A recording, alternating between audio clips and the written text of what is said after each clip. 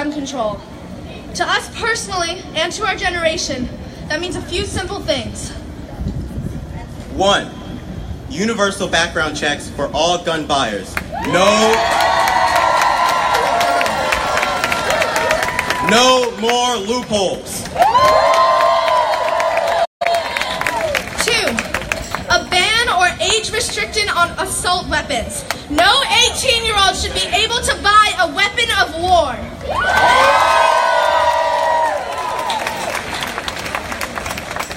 3. A repeal of the Dickey Amendment, which prevents the CDC from advocating or studying gun control, even in a purely scientific way. Gun violence is an epidemic that kills 33 Americans a day. It should be treated as such. These demands only scratch the surface of what we are trying to achieve. We want to make sure every American, every child is safe from gun violence. To make lasting change in this country, we need our politicians to stop taking money from special interest groups like the NRA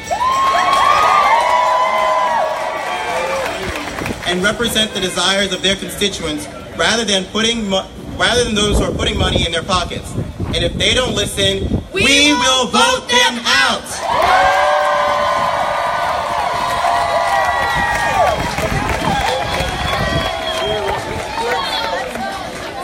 All right.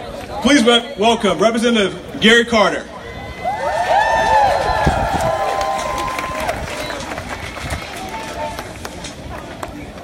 Thank y'all so much for coming and making your voices heard, for marching and demanding action, not just here in New Orleans and across the state of Louisiana, but across this nation. It is time that we demand action in terms of gun legislation here in our states, in Louisiana and across this nation. And we must not just march, but we must do just like these students just did. We must make our demands known, and we must carry our voices all the way to the state capitol and make sure that we pass legislation that provides for the safety of our children, the safety of our streets, and the safety of our cities. And that is why I am announcing that I am bringing forth legislation here in the state of Louisiana that would allow the seizing of weapons of anyone who's a danger to themselves or others, especially our children. That it is more important that we protect the lives of our children than we protect the Second Amendment rights of those who dare do us harm. And so I'm asking you to bring this energy, to bring your voices, bring your list of demands to our Louisiana State Capitol, where we're going to hear gun legislation beginning in the next several weeks. My legislation is going to be heard on Wednesday. I'm asking you to come to testify and make your voices heard. It is time that we take action. Thank you for your support. Keep up the good work that you all do. Thank you so much. Since the tragic shooting and loss of 17 lives in Parkland, Florida, students from all across America have led a massive, fierce, and thoughtful movement to focus attention on gun violence that plagues every corner of our country. Even in New Orleans, students have marched, organized, walked out, and stood up for our lives. Please welcome back to the stage Olivia Keefe, co-organizer and student at Ben Franklin High School.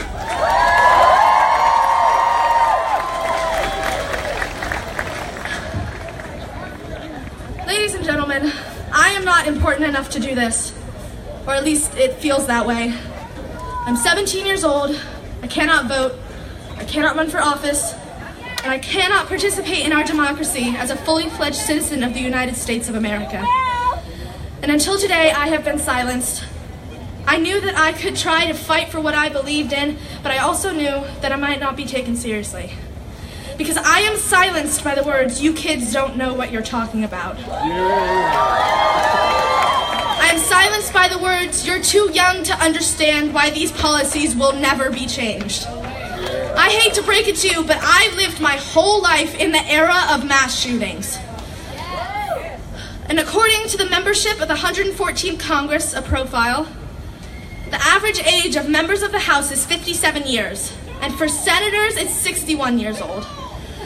I have a question for members of our House and our senators. How many school shootings has the average member of your generation been a survivor of? I've had 3 threats of violence made against my school in my lifetime. Once in middle school, twice in high school. And you don't think I know what I'm talking about. But you're not the one who grew up practicing active shooter drills. When an armed bank robber was located a block away from your school, you're not the one who hid behind a desk and prayed you wouldn't be killed. Your teacher didn't have to tell you to stop crying when you thought you would never see your mother again. In your sophomore year of high school was the kid who sat 2 desks away from you in French class, arrested for making a serious bomb threat. The next day was your school crawling with bomb-sniffing dogs and policemen. I don't think so. Instead of snow days, I've had school shooter days, partially because we live in Louisiana, but also because that's when a serious threat of violence has been made against our school. And that happened for me 12 days ago. When we're talking about gun violence and the way it affects our society, age means nothing. Because we're the generation, the children being killed when you don't advocate for gun control.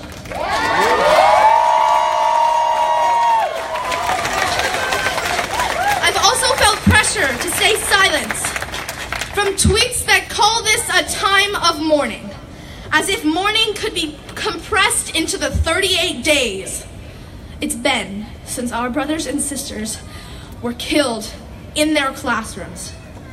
People who tell us to be quiet during a time of mourning make the assumption that mourning could ever end. Mourning never ends. We're still grieving the victims of the Columbine shooting on April 20th, 1999. Mourning never ends. The parents of the 20 children killed at Sandy Hook on December 14th, 2012 are still grieving. And to those who lost loved ones at Marjorie Stoneman Douglas High School on February 14th, 2018, I speak now to you. I'm sorry, but your time of mourning is only just beginning. I don't know much about this type of pain, but I know that the loss of your children as they were, and the idea of the people they could have become, will haunt you for the rest of your lives. I'm so sorry, but your mourning will never end. But that also means that the time to act is now. Take your pain, your strife, your weakness, your grief, and transform it into something that drives you. Like most of the people here, I had never heard of Parkland, Florida until a month ago. I'd never heard the names Aaron Feiss, Jamie Gutenberg, Joaquin Oliver, Luke Hoyer, Martin Duke, Chris Hickston, Scott Beagle, Alania Petty, Gina Montalto, Nicholas Dworet, Alicia Alhoff, Meadow Pollock, Peter Wang, Carmen Shentrup, Cara Lauren, Alex Shader, and Helena Ramsey. But it doesn't matter, because I will still mourn their deaths. I will make sure that their names are remembered. I will do everything in my power to change. For now as a student, but for the rest of my life as a citizen of this nation.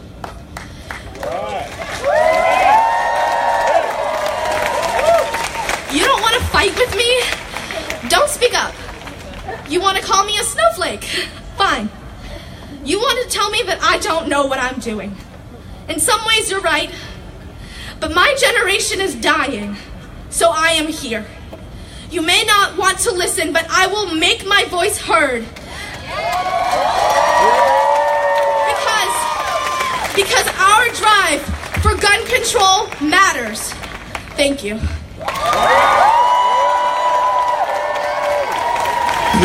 Please welcome Louise Olivier, co-organizer and also a student at Ben Franklin High School.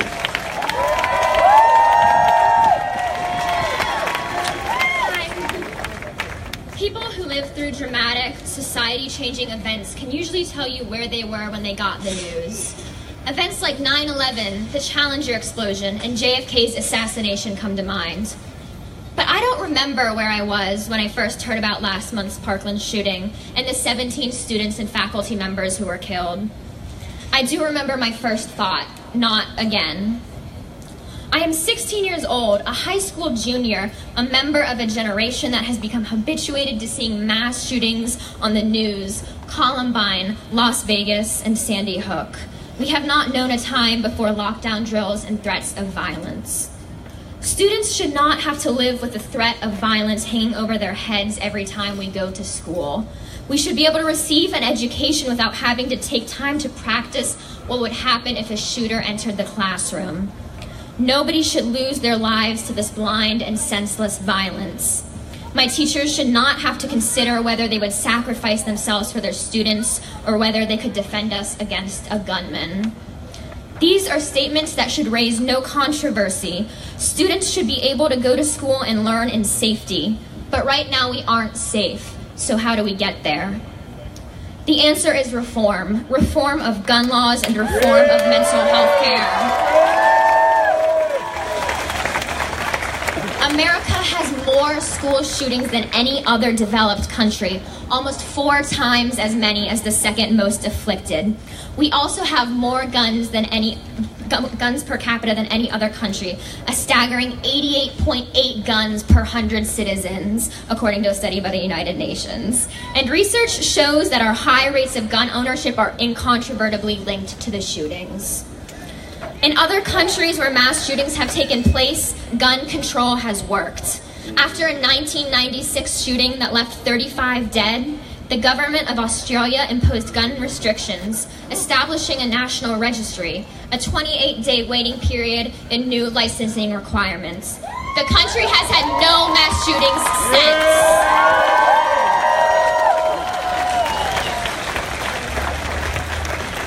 The Second Amendment gives Americans the right to bear arms, yes, and the right to maintain a well-regulated militia. Emphasis on well-regulated.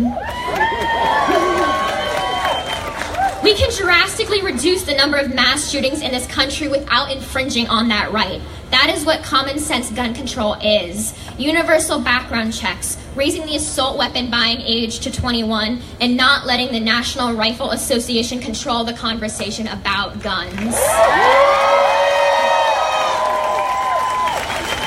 These reasonable regulations should be no more offensive to gun owners than the loss of human lives they could prevent. This is what we are fighting for. The national walkouts last week and the March for Our Lives taking place all across the country today make a bold statement. We are not willing to risk our lives waiting for someone else to make a change, to step up and protect us. Our voices will be heard, and by taking concentrated and specific steps, we can make people listen. Although many students here are under 18, unable to vote in elections, we can still reach out to our elected officials, advocate for specific causes, and urge voters who are more passive on the gun control issue to make their votes count. Politicians have a duty to represent their constituents, and 70% of Americans support stricter gun control. 70%. We will not let them ignore this fact the way the gun lobby wants them to. I am so proud to be an organizer for this event. Today we rallied to demand gun control in our country and in our state, and we will make it happen. Because I am too young to vote, I often feel helpless in situations of political conflict. Not anymore. Just because I am young does not mean that I am powerless. Along with my peers, I will make my voice heard. We are determined to change this country for the better. Thank you. Speaking on behalf of Mayor Mitch Landrieu and the New Orleans Police Department, please welcome the People's Chief, Chief Michael Harrison. Good afternoon. How's everybody doing? My name is Michael Harrison. I am the Chief of Police here in the city of New Orleans. Mayor Landrieu regrets that he was unable to be here with you today, but he asked me to read a few words to you. He says, thank you all, thank all of you for being out here today, and thank you for speaking out. We applaud your courage, we applaud your passion. We respect your efforts and willingness to stand up and to exercise your rights. In particular, I'm grateful to the young people in this crowd for driving this conversation. We are looking to you to push, and your generation to give us all the push that we need to move forward and to make real progress in ending gun violence. My administration is fighting every day to make the city of New Orleans a safer place. This change you are calling for has come and has to come from every level. So keep calling on your leaders. Keep demanding accountability. Keep demanding courage from the people making policies. And never doubt that we need your voice, that we hear you, and that we're going to do this in a big way, because what you're doing today moves the needle in a very big way. So stay safe, take care of each other, keep speaking out, keep pushing, and keep fighting. Mayor Mitch Landrieu. So as Superintendent of Police, on behalf of all of the men and women of the New Orleans Police Department, we want everyone out here today to exercise your rights freely and to exercise your rights safely. We are here to serve and protect you. We're here today to serve and protect all of our citizens and residents, and we're here to serve and protect all of our visitors. And we encourage everyone to make good decisions, to keep speaking up, keep fighting, keep pushing, make good decisions, and stay safe. Enjoy the rest of the day. Thank you so much. Please welcome to the stage Louisiana State Representative and incoming council member Helena Moreno.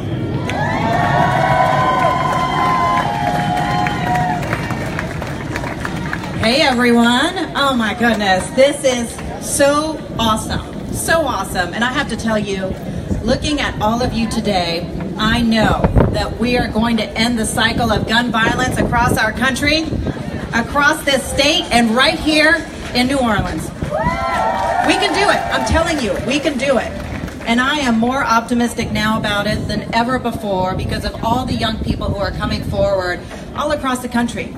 What you are doing is so inspiring to lawmakers like myself that have worked for years to push forward common sense gun safety proposals.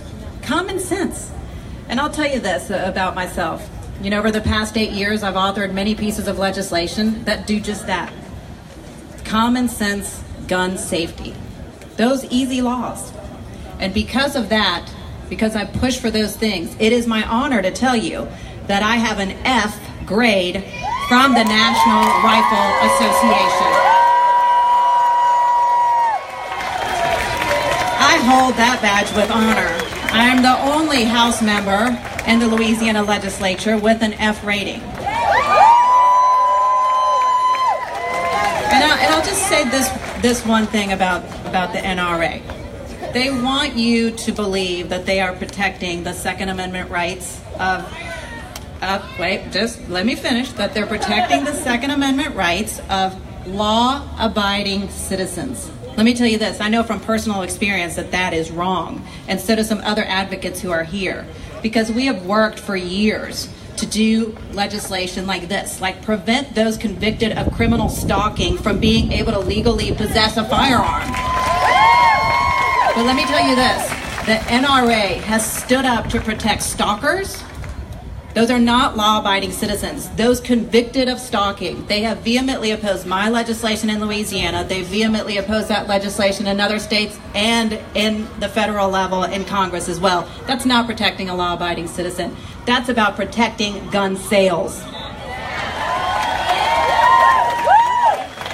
Briefly, I wanted to tell you about what's happening in the Louisiana legislature because I'm so happy to report to you that there are several pieces of legislation that promote overall just smart gun safety reform. There are pieces of legislation dealing with banning bump stocks and pieces of legislation dealing with ensuring that those who are convicted of domestic abuse battery actually relinquish their firearms, right? And that's by our senator here in New Orleans, Senator J.P. Morrell.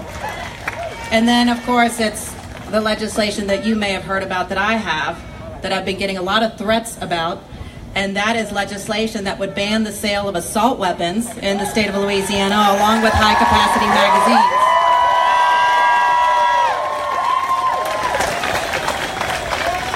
I want want to tell you a little bit about why I decided to author this legislation, and obviously it does have to do with what happened at Parkland and San Bernardino and Las Vegas, and I can go on, but let's not forget that we have had mass shootings right here in the city of New Orleans. In fact, let's just go back to Mardi Gras Day in the 9th Ward. There were 5 people shot. The shooter used a weapon like an AK-47 to shoot those 5 people. 2 of the individuals died. Now there's that argument that, look, those weapons in New Orleans being used out on our streets, those are weapons that were illegally obtained. But at the end of the day, we have to stop that pipeline of these assault weapons being so easily to be bought and accessed so that we can stop the supply of illegal weapons on our streets. It makes all the sense in the world. Now, just so you all know, that the last time assault weapon ban legislation was introduced in the Louisiana legislature was back in 2009, when then our Congressman Cedric Richmond was in the House of Representatives. Now, it hasn't been introduced since then until now because many legislators said, what's the point? It'll never pass. Different people around the Capitol said, don't even talk about it, it'll never pass. Well, let me tell you this, I think differently. Let's talk about it. Let's debate this issue. And you need to know how your lawmakers feel about this. It should not be as easy to get one of these weapons, which are weapons of mass destruction. Remember, these weapons were created to kill a lot of people in a very short period of time, and in some instances from very far away, as we saw in Las Vegas. So these weapons should not be as easily purchased as a pack of cigarettes. So let me tell you, this is what I need you all to do, and you're already doing part of it. Whenever people ask, what can they do to advocate for positive policy changes? I say there's 3 things you need to do. You need to speak up, you need to stand up, and you need to show up. Look, you young people, I know you've been speaking up. My goodness, you're all over social media, you are on the news, you are everywhere, you are speaking up, and I thank you for doing that. Keep it up. Now, you need to stand up. And you're doing that now. You're taking a stand against gun violence by being at this march today. And once again, I thank you for doing that. But now comes the really important part, and that's the showing up part. You need to show up when these policies are actually in play in legislatures and in Congress. And I know it's hard to get to Baton Rouge, and I know that it is hard to get to Washington, D.C., but you can email. You can email those lawmakers, and you can call their offices. And you can send your mom to the Capitol. Where's Moms Demand Action? Let me tell you this, Moms Demand Action. They're coming to the state capitol on Wednesday. Any other moms here that want to join them? They need you. They need you. And dads, come on. And I think you get a free t-shirt too. I'm going to be there Wednesday with Moms Demand Action. I thank you for what you do. And the showing up part does not end there. It also means showing up at the polls. Yes, vote for people who are going to support the policies important to you. When you turn 18, register to vote. IWO is here helping to register people to vote. Go see them now. They're right over there. So once again, I just ask you to keep up what you're doing and do those 3 things. Speak up, stand up, and show up. Say it back to me. Speak up, stand up, show up. One more time. Speak up, stand up, and show up. I'm so proud of you. Change is in your hands. God bless you. All right, let's keep that energy high. We have 4 more speakers. Please welcome back to the stage Elliot Canty, a student from Brother Martin High School.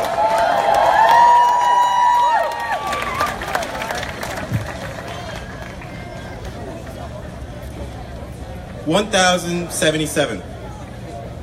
That is the number of people who have been killed in mass shootings since 1966. 1,077. Since Columbine, there have been 25 fatal school shootings. When I was 11, I remember staring at the TV as they reported on the Sandy Hook mass shooting, the first school shooting I was old enough to comprehend what had occurred. I wondered to myself, how could something like this happen? My generation has to fear when walking into school, a place that's supposed to be safe and secure, if we'll leave in body bags. a byproduct of being a part of the mass shooter generation. On February 14th, 2 days after my 17th birthday, I stared at the TV in the same way as I did after the Sandy Hook shooting, in the same spot with the same emotions. But one thing was different. I didn't have to wonder to myself, how could something like this happen? I already knew the answer. The purposeful inactivity of our politicians.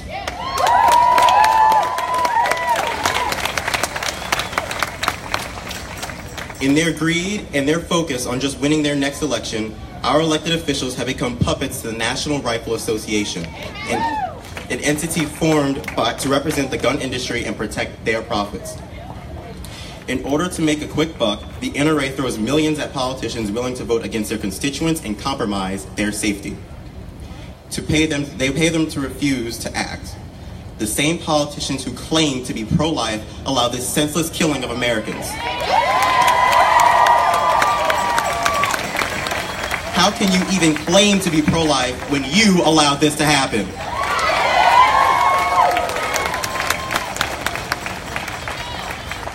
Our politicians favor their NRA money over our lives. How else do you explain the ability of the government making it easier to obtain a gun than Sudafed or adopting a pet?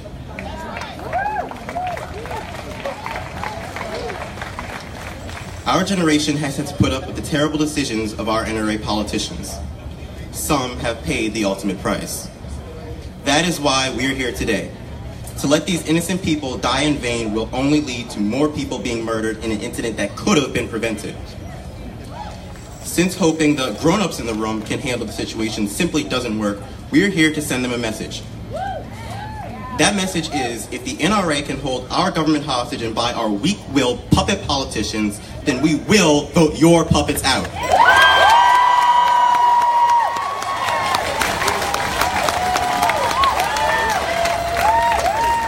To those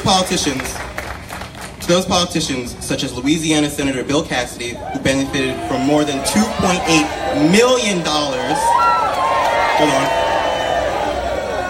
from the NRA in his 2014 election, and Senator Ted Kennedy, who benefited from more than $200,000 from the NRA in his 2016 election,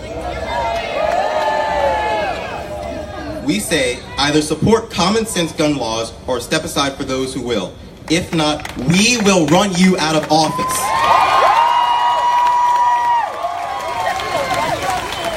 It is sweet that you want to give your thoughts and prayers to us, but your thoughts and prayers by themselves are more than worthless to preventing the next school shooting. I dare any politician who plans to only give their thoughts and prayers to me to tell me to my face how that will prevent us from being the next victims. We can't trust politicians who take money from the NRA. President Donald Trump took $30 million from the NRA, and shocker, he's too busy golfing and flip-flopping on the issue to do anything. Mr. President, it's been more than a year since your inauguration, and we're tired of flip-flopping. We want action. You and the rest of the NRA puppets cannot claim that this is a mental health issue and that's what we need to focus on when you rolled back restrictions on the mentally ill having access to guns.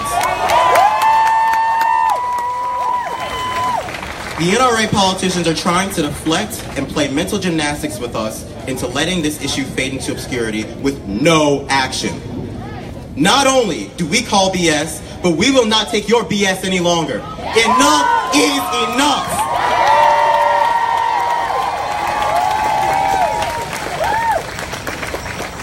Our demands are not outrageous. We want universal background checks, a policy that 97% of voters support. We want to prevent the sale of all firearms to people with mental illness, a policy that 76% of voters support. We want a ban on bump fire stocks, a policy that 79% of voters support. We want to end the gun show loophole, a policy that 84% of voters support.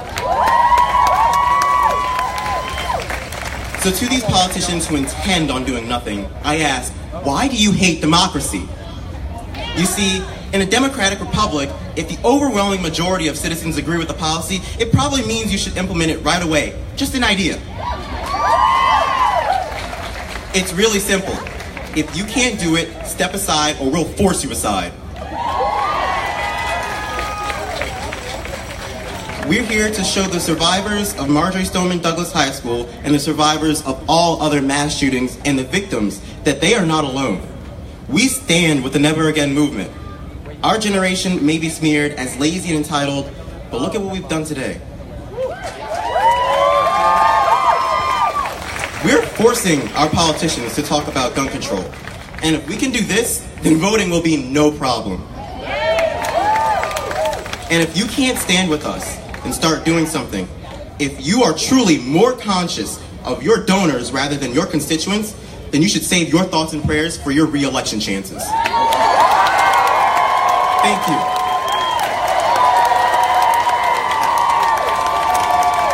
Just one more announcement from IWO. Thank you so much for being here, IWO. If you are 17, turning 18 by November, you can register to vote this year. So if you are 17 today and 18 by November, please register to vote to my right, stage right, with IWO. Thank you, IWO.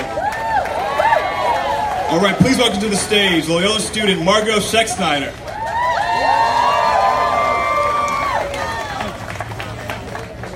Hey everyone. I wanted to start off by thanking everyone to let me speak in front of you all today. I feel very fortunate to be speaking along so many influential peers. And I truly believe that being surrounded by strong people makes you grow. And luckily, I'm part of a generation where a majority of us strive to do just that.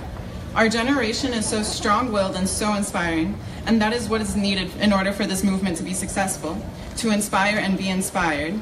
We are the ones who will dispel thoughts and prayers and actively bring policy reform and action. We are not silent and we are not going to be ignored, because that's simply not an option. When we have an issue as prominent as people dying senselessly due to our lack of regulations on guns, we're all complicit. We all need to speak up and to speak out, because the solution is not arming teachers and circulating more guns and putting more people at risk. Schools are safe spaces for many of us, and the introduction of weapons into them makes schools more vulnerable spaces. And I find it profoundly disturbing that our elected officials and congressmen don't seem to care about this. Therefore, it's up to us to show up all the more. We've now entered a legislative session where a lot of important bills are being introduced. Therefore, I want to point out a specific amount to you, because as a woman, I'd like to see us have as many rights as guns do. So we need...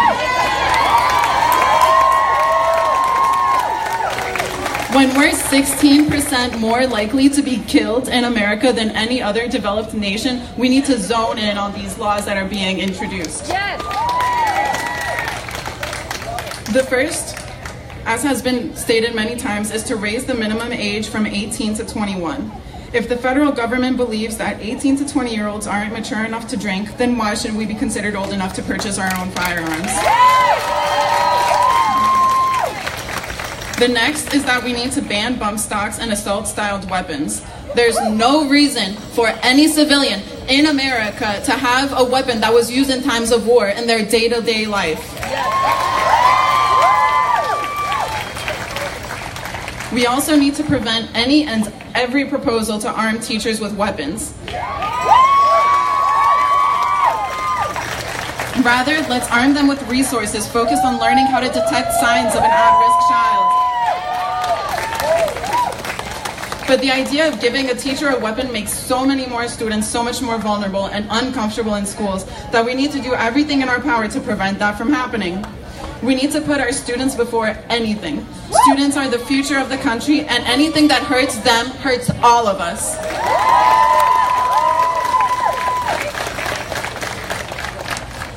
We should also have more school counselors and more social workers that are trained therapists to have available to any student at any time and at no cost.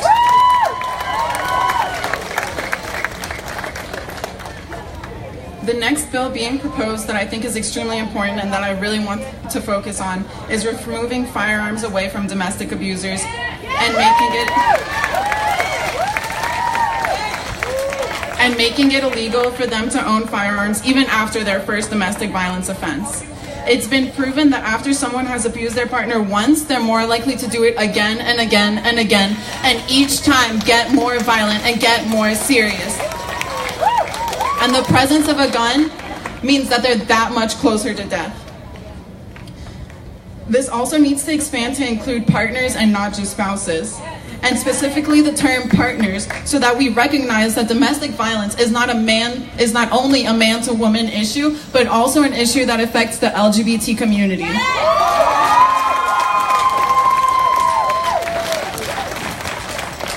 Gun violence knows no borders, and it doesn't stop at your sexuality or who you are or what your race is, so neither should we. We need to strive to be as inclusive as possible, and if we don't do that, we're failing. Furthermore, we need to get red flag laws approved so that when a child is showing symptoms of at-risk behavior, police can forcibly remove guns away from their possessions. This also ties into stopping person-to-person gun sales and reducing the possibility of minors obtaining weapons, or people who are convicted felons from obtaining weapons. We also need to put an end to the narrative of a white boy with a gun is mentally ill while a black boy with a gun is a thug or a gangster.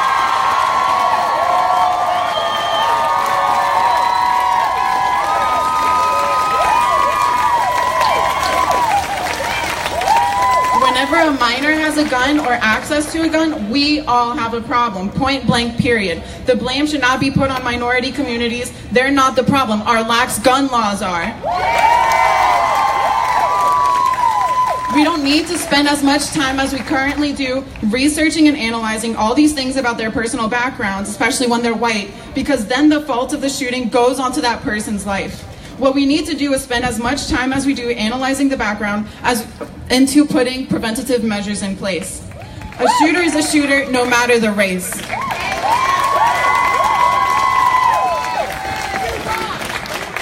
Gun violence claims 96 lives every day in the US. So we have to put race aside, and we have to put all our other differences aside and realize that the problem is that we need to prevent the unnecessary promotion of guns. Thank you.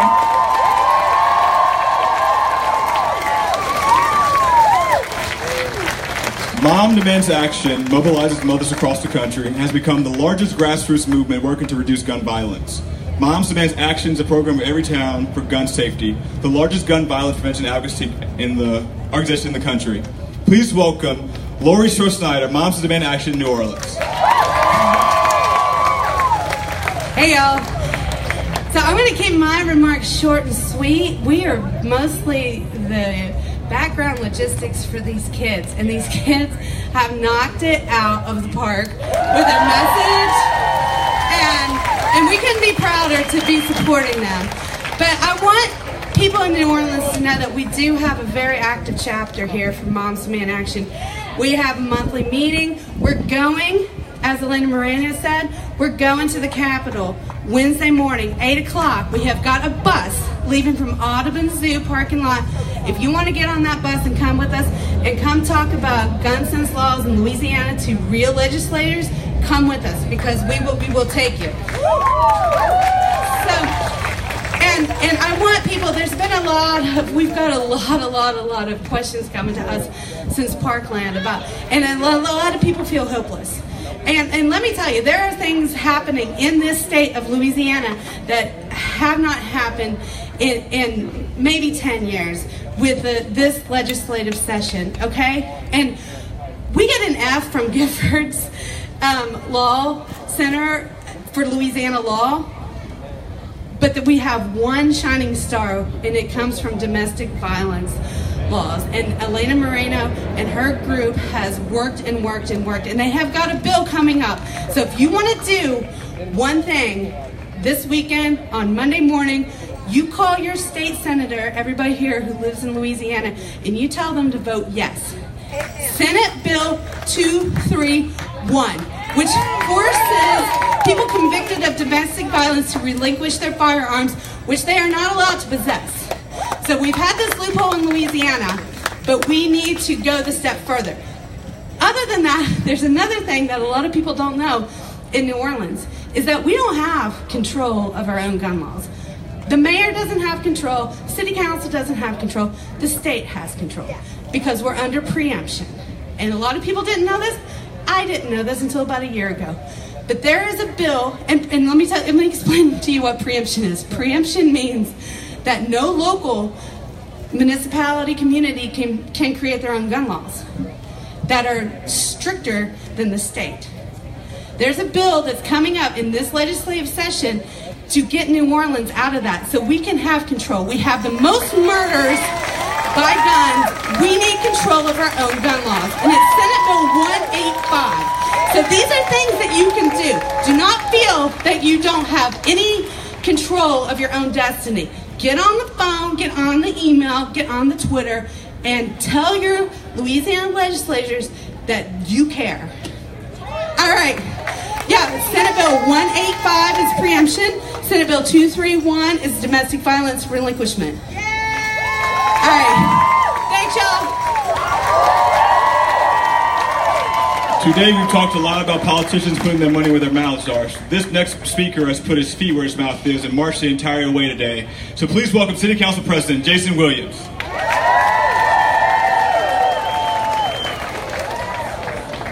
You know, on the way down here, there was a guy on a balcony screaming about the Constitution, saying he was against what we were doing here today. I can imagine that same guy has a pro-life bumper sticker on his truck. And it's funny how when they're talking about abortion rights, they can be pro-life. But they somehow lose that steam and that muster when they get in the classroom and somehow life is no longer important. I've never had to do an active shooter drill in all of my life. My 12-year-old, my 18-year-old, and Xavier here today will have to go through that. Tornado drill, fire drill, active shooter drill. In the United States of America, something has gone terribly wrong. Now, when Columbine happened, I thought Columbine was an aberration. I thought it was a one-off. I thought it was this one terrible, tragic day with tragic individuals who made horrible, horrible decisions and had easy access to high-powered weapons. Unfortunately, that has become the very new, weird normal in the United States of America, in which the one place specifically designed to give children a safe place. It might not be their home, it might not be their block, but school, the place we make them go, has turned into a place of fear.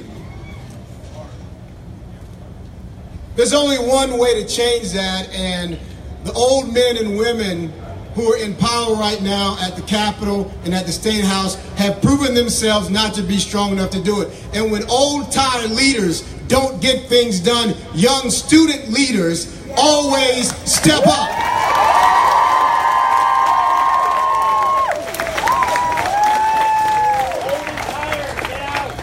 You all have stepped up and you have showed out across the country.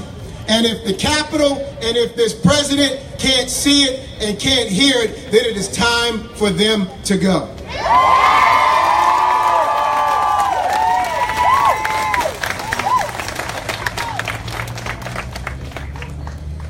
I am so very proud to walk with you and stand with you because this is your time. This is your movement. City Hall didn't do this. The Capitol didn't do this. Young people made this happen. So I thank you for letting me stand with you today. I'm not going to talk policy because the young people have very eloquently and articulately explained the policy in great detail. And it's really quite simple. It's really quite simple. There is no reason to have a weapon of war, a killing machine on a city street, much less a school. Now, I know we live in the sportsman's paradise, and when you leave the beautiful loveliness of liberal New Orleans, we kind of step off into this very conservative cliff. But I gotta tell you, no self-respecting hunter is going to hunt any game with an assault weapon. We're talking about two totally different things. So in the words of the last real president we had, young people, we have been waiting for you. America has been waiting for you. New Orleans has been waiting for you. What's that? What's that? Eggsy calls BS on Congress. Eggsy calls BS on Trump. Eggsy calls